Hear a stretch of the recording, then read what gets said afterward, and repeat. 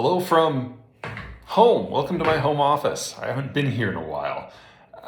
There's been some really fun news out in the last few days. Specifically, I'm talking about the new deal between the United States and the United Kingdom to provide new military equipment to the Australians. Now, this abrogates a deal that the Australians had with the French and provides the possibility of the Australians getting some nuclear-powered submarines. So, it's a very, very sexy story. It's got submarines and it's got nuclear propulsion. It's got the French getting pissed off. There's something for everybody here. And of course, everybody in France is all up in arms, and everyone in America is like, oh, we had no idea there was a deal. And there's a lot of stupid diplomacy going on. And it's just hot, hot, hot. Everyone, of course, is looking at the wrong thing.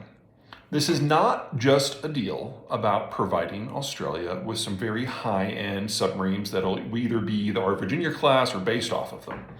This is a broader technological exchange in military technologies among the Australians, the United Kingdom, and the United States, of which nuclear-powered submarines are only one small part of it.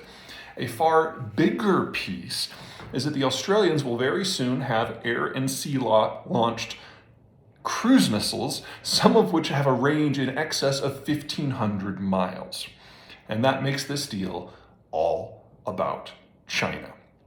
Now, for those of you who have been following me for a while, you know that I really don't worry about the Chinese at all from a strategic point of view. Yes, they've got a lot of ships in their navy, something like 600-700, but only 10% of them can sail more than 1,000 miles from shore, and that assumes no one's shooting at them.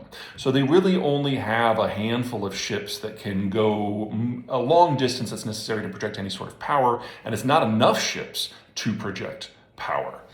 So you put that into the context of what's happening here.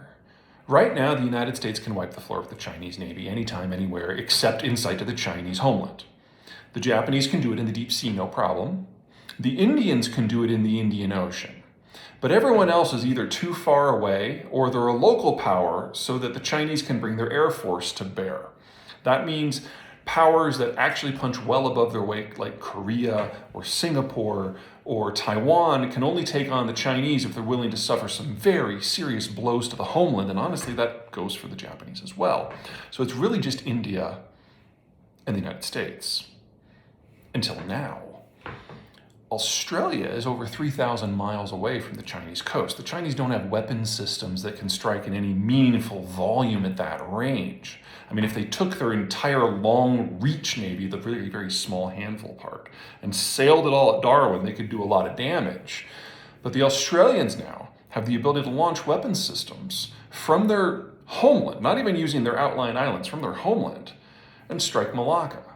Which means that Australia is now one of 3 countries on the planet that can shatter Chinese supply lines in the Chinese political and economic system. Because China is 100% dependent upon accessing raw materials the world over and accessing markets the world over. And now Australia has the capacity to interrupt shipments through Malacca, which means that tiny Australia with 26 million people now has China by the throat.